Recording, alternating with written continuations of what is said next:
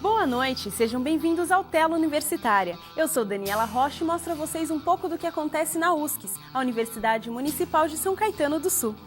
Conheça os destaques de hoje. Você sabe os danos que uma hérnia de disco pode causar? Saiba mais na entrevista com o professor Carlos Eduardo Panfilho. No quadro Seu Bolso, você fica sabendo se as dívidas podem caducar depois de um tempo. Conheça um pouco mais sobre a insulina e a hipertensão. Saiba no quadro Sua Saúde. Continue com a gente, o Tela Universitária está só começando.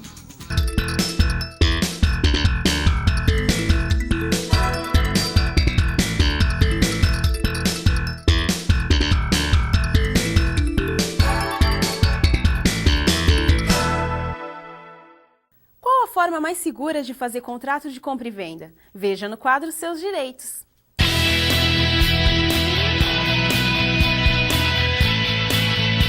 O ideal é que, para evitar dores de cabeça futura, aquele que vai adquirir um imóvel procure um profissional qualificado da área ou ainda a assessoria de um advogado. É importante, no mínimo, que se busque as certidões negativas de protestos, as certidões também que recaiam sobre o próprio imóvel. Se nós estivermos falando da aquisição de um lote, verificar junto à prefeitura se há autorização para aquele empreendimento.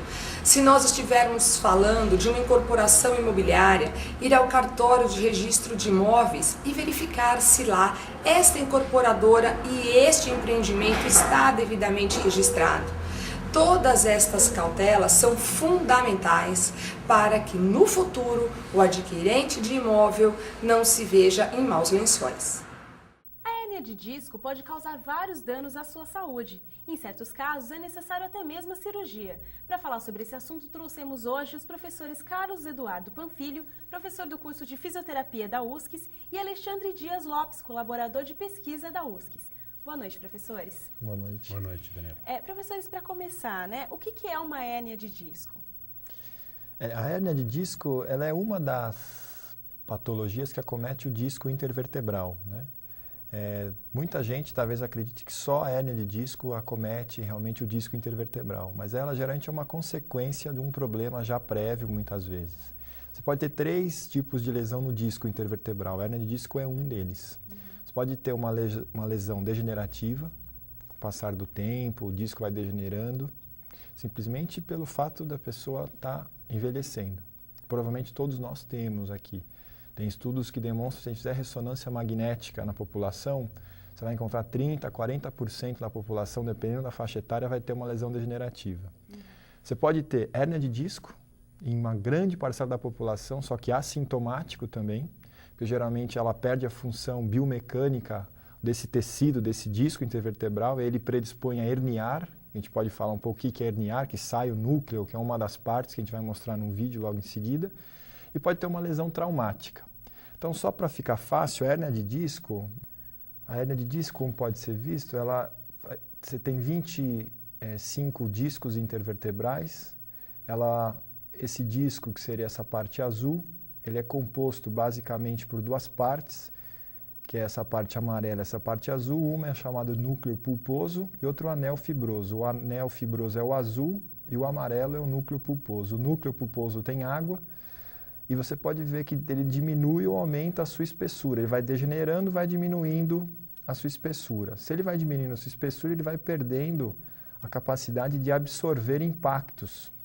E a partir do momento que perde essa capacidade de absorver impactos, ele fica mais predisposto a lesões, por exemplo, a hérnia de disco.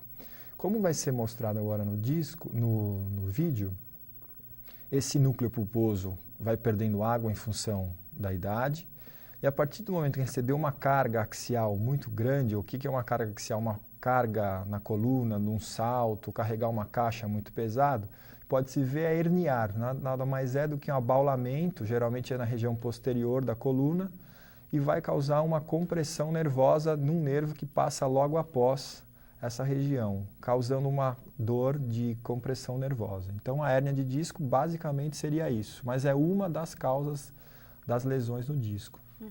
Só para a gente complementar, esse disco, para você ver como ele tem uma função, e o telespectador pode fazer esse teste em casa. Se você tirar a sua medida da sua altura à noite, medir lá na parede direitinho, e você tirar a sua medida, fazer a medida de manhã cedo, você vai ver que você vai estar 1 ou 2 centímetros mais alto. Por quê?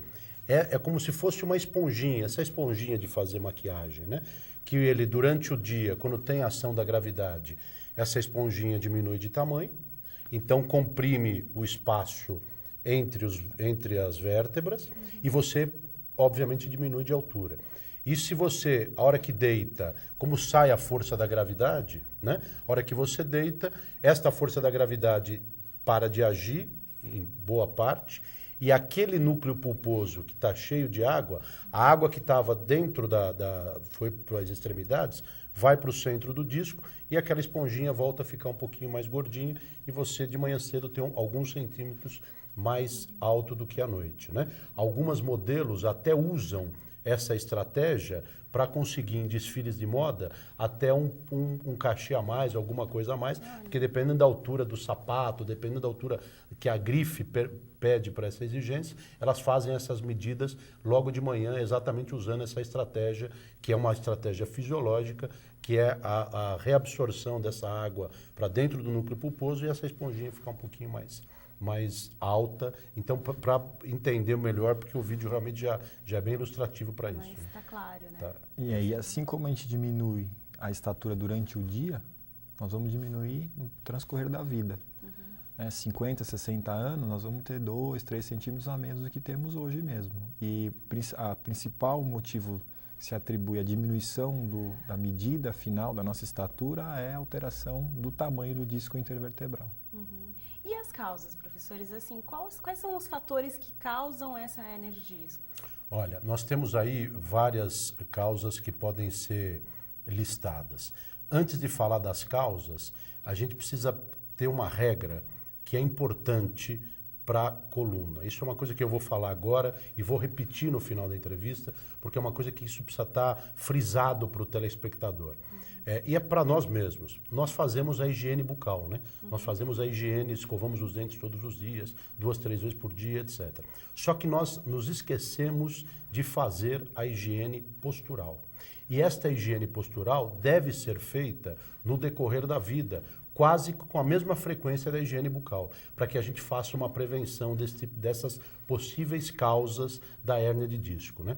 A gente pode elencar algumas causas, como, por exemplo, a má postura, as doenças ocupacionais, fatores genéticos que causam um desalinhamento da coluna vertebral e que vão causar essa degeneração, esportes, né, o esporte às vezes mal feito, mal elaborado, impactos, a própria ocupação do indivíduo, o indivíduo que carrega às vezes muito peso, etc., são algumas das causas que a gente pode elencar como principais aí dentro da hérnia de disco.